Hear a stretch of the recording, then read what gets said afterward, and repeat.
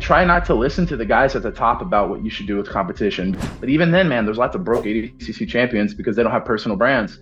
Number one thing is try to build a presence on social media. Personal brand is more powerful for your for monetizing yourself than competition. And ignore the one percenters because sometimes they quite often give you advice from some false reality. What advice do you have for young grapplers hoping to pursue a career in jiu-jitsu? Today, I'm joined by Brandon Reed, 3-time NAIA wrestling champion, 4-time All-American, ADCC World Championships veteran, and newly promoted brown belt. Congratulations, Brandon Reed. Thank you for joining me today. Thank you very much. So what advice do you have for young grapplers hoping to pursue a career in jiu-jitsu?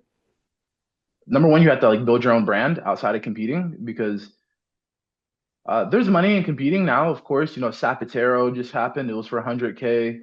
Obviously, everyone knows CJI. ADCC is paying now. But I think everyone asks man, how do I get all these seminars? Blah blah blah blah blah.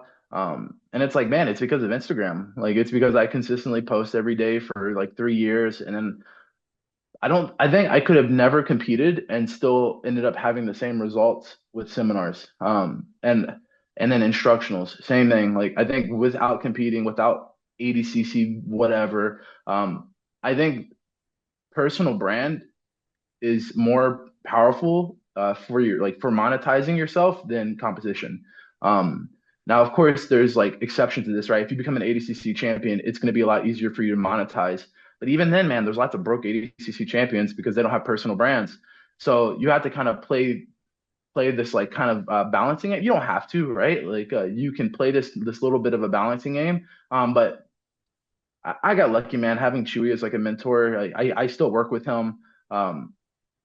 He's still my mentor, and it's one of the number one things is don't let competition be your brand because you can lose, right? And I will lose again. It's just how it is. But no one cares if I lose. The people buying my instructionals don't care if I lose. They care about a personal relationship. They care about the value, right? As I give value, they give value back.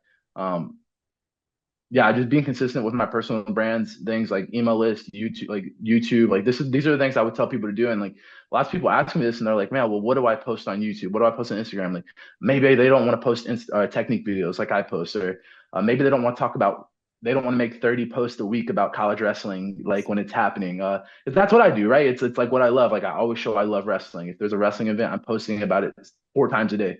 But I'm man, find what you like to post about and post about it, man. If you live in a cool city, start posting about that cool city, man. Go find a coffee shop, find every cool coffee shop you can and record a video of you drinking a cup of coffee at that place and tell people what you like about it.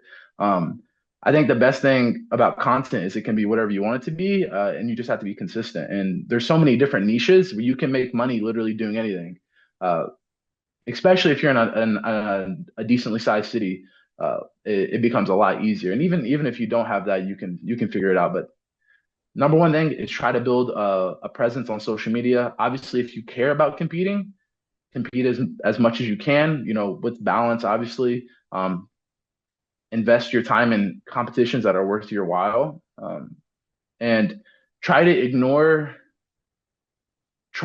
not to listen to the guys at the top about what you should do with competition, because I have this conversation recently a lot of guys are complaining about the IBJJF, they're complaining about ADCC, but a lot of these guys are complaining from the top of an Eiffel Tower. They're complaining while they already have these big brands. They're complaining after they've already medaled or won these things. I have young guys telling me man, I don't want to do IBJJF Worlds or Pans because these guys say you shouldn't do it because you don't make money. But you're man, you've won nothing. Are you waiting? Are you just not gonna do anything besides ADCC trials and hope you win that? So I think do those two things, compete where you can, do the IBJJF stuff, do the ADCC stuff, do the free stuff, because it's it's this investment in yourself, and be extremely careful listening to the guys at the top when they give advice about how you should build yourself, or knowing your self-worth, because realistically there's this thing called the ROI, return on investment. If you have no brand, if you have no medals, if you have nothing, you're not a return on investment for big platforms. So it's when these guys are saying don't do these free things, it's like you can't listen to those guys. So do all the free stuff you can, do all the big stuff, even though you have to pay for it. And then eventually, once you get like a big enough name, then you can kind of tone down how much you're paying for stuff. But those are two things: post what you can, compete as much as you can, and ignore the one percenters because sometimes they quite often give you advice from some false reality.